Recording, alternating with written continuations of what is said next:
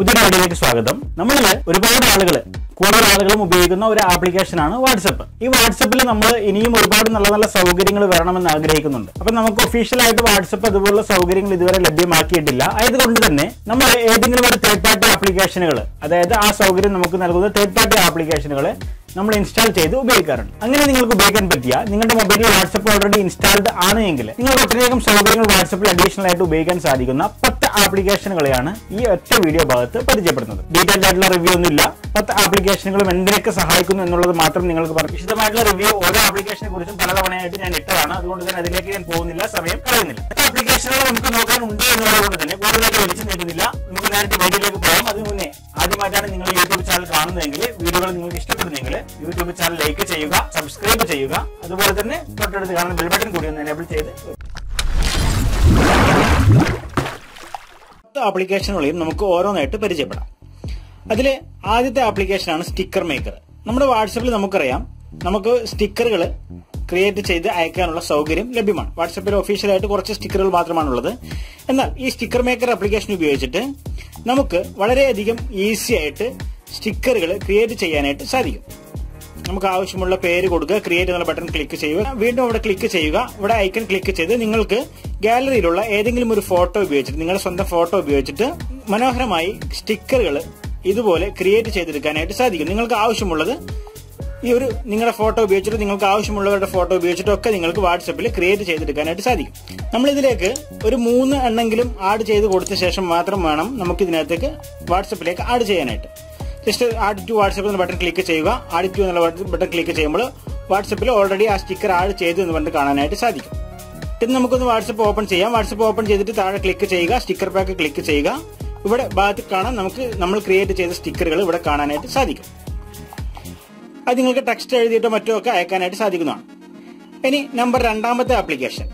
2ാമത്തെ ആപ്ലിക്കേഷനാണ് വാട്സപ്പിൽ കൂട്ടുകാർ ഒരു പക്ഷെ മെസ്സേജ് അയച്ച ശേഷം അവര് അത് ഡിലേറ്റ് ചെയ്ത് കളയും. അപ്പൊ നമുക്ക് അങ്ങനെ ഡിലേറ്റ് ചെയ്ത് കളയുന്ന ഫയലുകളെ നമുക്ക് കാണുന്നതിന് സഹായിക്കുന്ന ഒരു ആപ്ലിക്കേഷനാണ് 2ാമത്തത്. നമുക്ക് എന്താണോ ഡിലേറ്റ് ചെയ്തത്, ഫോട്ടോകളാണെങ്കിൽ ഫോട്ടോകൾ, മീഡിയകൾ, അതുപോലെ ചാറ്റുകൾ ഒക്കെ നിങ്ങൾക്ക് ഇവിടെ വന്നിട്ട് കാണാനായിട്ട് സാധിക്കും. കൂട്ടുകാർ ഡിലേറ്റ് ചെയ്ത് കഴിഞ്ഞാലും നിങ്ങൾക്ക് ഈ ഒരു ആപ്ലിക്കേഷന്റെ സഹായത്തോടു കൂടി കാണാനായിട്ട് സാധിക്കും. 3ാമത്തെ ആപ്ലിക്കേഷൻ വാട്സ് കട്ട് പ്രോ എന്നുള്ള ആപ്ലിക്കേഷനാണ്. നമുക്ക് ഇത് ഉപയോഗിച്ചിട്ട് ഓഡിയോ സ്റ്റാറ്റസുകൾ നമുക്ക് വെക്കാനായിട്ട് സാധിക്കും. നമ്മുടെ മൊബൈലിൽ വാട്സപ്പിൽ ഓഡിയോ രീതിയിലുള്ള സ്റ്റാറ്റസുകൾ നിങ്ങൾക്ക് വെക്കണമെങ്കിൽ ജസ്റ്റ് ഇതുപോലെ ക്ലിക്ക് ചെയ്ത് നമുക്കത് ഓഡിയോ സ്റ്റാറ്റസ് ആയിട്ട് വെക്കാനായിട്ട് സാധിക്കും. ഇവിടെ നമുക്ക് ആവശ്യമുള്ള ഇമേജ് വേണമെങ്കിൽ സെലക്ട് ചെയ്ത് കൊടുക്കാം. അതുപോലെ തന്നെ മറ്റു കാര്യങ്ങളൊക്കെ ചെയ്ത ശേഷം ഡൗൺലോഡ് ബട്ടൺ ക്ലിക്ക് ചെയ്യുക, പ്രൊസീഡ് ബട്ടൺ ക്ലിക്ക് ചെയ്യുക.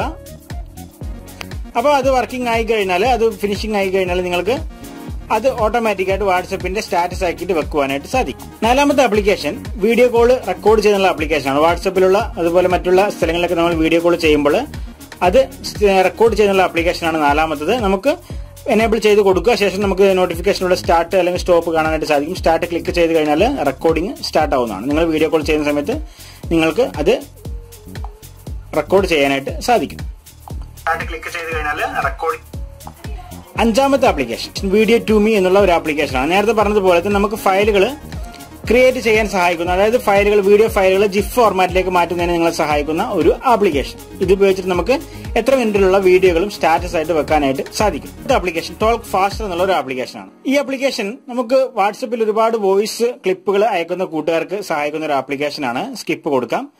ഇവിടെ നമുക്ക് യു ഹാവ് സേവ്ഡ്, അതുപോലെ തന്നെ വാച്ച് ട്യൂട്ടോറിയൽ എന്നുള്ള ഭാഗം കാണാനായിട്ട് സാധിക്കും. നമുക്ക് ജസ്റ്റ് വലിയൊരു വോയിസ് നിങ്ങൾക്ക് വന്നിട്ടുണ്ടെങ്കിൽ അതിന് മുകളിലായിട്ടൊന്ന് ഹോൾഡ് ചെയ്യുക, ഷെയർ ബട്ടൺ ഒന്ന് ക്ലിക്ക് ചെയ്യുക. ഇവിടെ നമുക്ക് ടോക്ക് ഫാസ്റ്റർ എന്നുള്ള ആപ്ലിക്കേഷൻ കാണാം.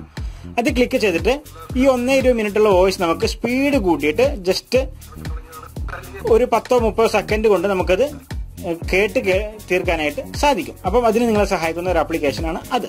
6ാമത്തെ ആപ്ലിക്കേഷൻ അൺസീൻ എന്നുള്ള ഒരു ആപ്ലിക്കേഷനാണ്. വളരെയധികം ഫേമസ് ആയിട്ടുള്ള, വളരെയധികം പഴയ ഒരു ആപ്ലിക്കേഷനാണ്. നിങ്ങൾക്ക് മെസ്സേജുകൾ വരുന്ന സമയത്ത് നിങ്ങൾക്ക് ഓൺലൈനിൽ വരാതെ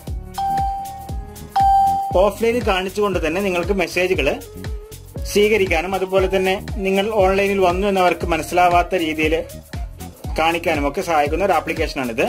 മെസ്സഞ്ചറിൽ പറ്റും നമുക്ക്, അതുപോലെ തന്നെ വാട്സപ്പിൽ ഉപയോഗിക്കാം, ടെലിഗ്രാമിൽ ഉപയോഗിക്കാം, അതുപോലെ തന്നെ ലൈന്, ഐമോ, അതുപോലെ ടോൾക്ക്, അതുപോലെ ഒരുപാട് സംഭവങ്ങൾ ഇതിനകത്ത് ഉപയോഗിക്കാനായിട്ട് സാധിക്കും. ജസ്റ്റ് ക്ലിക്ക് ചെയ്യുക, പെർമിഷനുകൾ കൊടുക്കുക, അലോ ബട്ടൺ ക്ലിക്ക് ചെയ്യുക. ശേഷം ആരെങ്കിലും മെസ്സേജ് അയച്ചു കഴിഞ്ഞാൽ നമുക്ക് നേരിട്ട് ഇവിടെ കാണാം. നമ്മൾ വാട്സപ്പ് ഓപ്പൺ ചെയ്യേണ്ട ആവശ്യമില്ല. നമുക്ക് ഇവിടെ നിന്ന് നേരിട്ട് വാട്സപ്പ്, ടെലിഗ്രാം പോലുള്ള മെസ്സേജുകൾ കാണാനായിട്ട് സാധിക്കും, റിപ്ലൈ ചെയ്യാനും സാധിക്കും. 8ാമത്തെ ആപ്ലിക്കേഷൻ വാട്സ് പഞ്ച് എന്നുള്ള ആപ്ലിക്കേഷനാണ്. നമ്മുടെ ഒരു വാട്സപ്പില് ഒരുപാട് സൗകര്യങ്ങൾ, വാട്സപ്പിൽ ലഭിക്കുന്ന ഒരുപാട് സൗകര്യങ്ങൾ നമുക്ക് ഒറ്റ ആപ്ലിക്കേഷനകത്ത് ഉൾപ്പെടുത്തിയിട്ടുള്ള ഒരു ആപ്ലിക്കേഷനാണ് വാട്സ് പഞ്ച് എന്നുള്ള ഒരു ആപ്ലിക്കേഷൻ. ഇവിടെ നിങ്ങൾക്ക് കാണാം ഒരുപാട് സൗകര്യങ്ങൾ. WhatsApp short cut, WhatsApp post ചെയ്യാനുള്ള സൗകര്യം, അതായത് നമുക്ക് ഇന്റർനെറ്റ് വേണമെങ്കിൽ താൽക്കാലിക നേരത്തെ കട്ട് ചെയ്യാനുള്ള സൗകര്യം. അതുപോലെ തന്നെ മെസ്സേജ് അൺസേവ്ഡ് നമ്പർ, നമുക്ക് ഏതെങ്കിലും നമ്പറിലേക്ക് സേവ് ചെയ്യാതെ അയക്കണമെങ്കിൽ അതിനുള്ള സൗകര്യം. വാട്സപ്പിന്റെ ബബിൾ, അതായത് നമ്മുടെ മെസ്സഞ്ചറിലൊക്കെ വരുന്ന പോലെ വാട്സപ്പ് ബബിൾ ചാറ്റ് ആക്റ്റീവ് ചെയ്യണമെങ്കിൽ അതിനുള്ള സൗകര്യം. വാട്സപ്പ് ക്ലീൻ ചെയ്യുന്നതിനുള്ള സൗകര്യം, വാട്സപ്പ് ക്ലീനറായിട്ട് നിങ്ങൾക്ക് വേണമെങ്കിൽ ഉപയോഗിക്കാം. അതുപോലെ തന്നെ സ്റ്റാറ്റസിൽ സേവ് ചെയ്യാം, പ്രാങ്ക് ചാറ്റുകൾ നിർമ്മിക്കാം, അതുപോലെ തന്നെ സ്ക്വയർ ഫിറ്റ് ഫോട്ടോകൾ നിർമ്മിക്കാം, അതുപോലെ തന്നെ ഫോട്ടോ ഓവറിൽ അഡ്ജസ്റ്റ് ചെയ്യാം. അതുപോലെ തന്നെ ഇതുപോലുള്ള മെസ്സേജുകൾ നമുക്ക് അയക്കാനായിട്ട് സാധിക്കും. ആംഗ്രി, അതുപോലെ തന്നെ അതുപോലുള്ള സംഭവങ്ങളൊക്കെ നമുക്ക് അയക്കാനായിട്ട് സാധിക്കും. വാട്സപ്പിൽ കൂട്ടുകാർക്ക് അയക്കാനായിട്ട് സാധിക്കുന്ന ഒരു ആപ്ലിക്കേഷനാണ് അത്. 9ാമത്തെ ആപ്ലിക്കേഷൻ ഓൾ ഡ്രൈവ് എന്നുള്ള ആപ്ലിക്കേഷനാണ്. നമുക്ക് വാട്സപ്പിൽ വരുന്നതും പോകുന്നതുമായ എല്ലാ ഫയലുകളും ഒറ്റ സ്ഥലത്ത് നമുക്ക് ആക്സസ് ചെയ്യാൻ സാധിക്കുന്ന ഒരു ആപ്ലിക്കേഷനാണ് ഇത്. ആപ്ലിക്കേഷൻ നമ്മൾ ആദ്യമായിട്ട് ഓപ്പൺ ചെയ്യുക. ഓപ്പൺ ചെയ്ത് കഴിഞ്ഞാൽ നമുക്ക് ഇതുപോലെ ഒരുപാട് സൈഡ് ഭാഗത്ത് കാണാനായിട്ട് സാധിക്കും. ഇമേജുകൾ എത്രണ്ണം, അതുപോലെ തന്നെ വീഡിയോസുകൾ ഉണ്ടെങ്കിൽ അത്, അതുപോലെ തന്നെ സ്റ്റിക്കറുകൾ ആരെങ്കിലൊക്കെ സെൻഡ് ചെയ്തിട്ടുണ്ടെങ്കിൽ അത്, അതുപോലെ തന്നെ ഓഡിയോ മെസ്സേജുകൾ, അതുപോലെ ഡോക്യുമെന്റുകൾ, ആനിമേറ്റഡ് ജിഫുകൾ, വോയിസ് നോട്ടുകൾ മുഴുവൻ നിങ്ങൾക്ക് ഇവിടെ ഇതുപോലെ കാണാനായിട്ട് സാധിക്കും.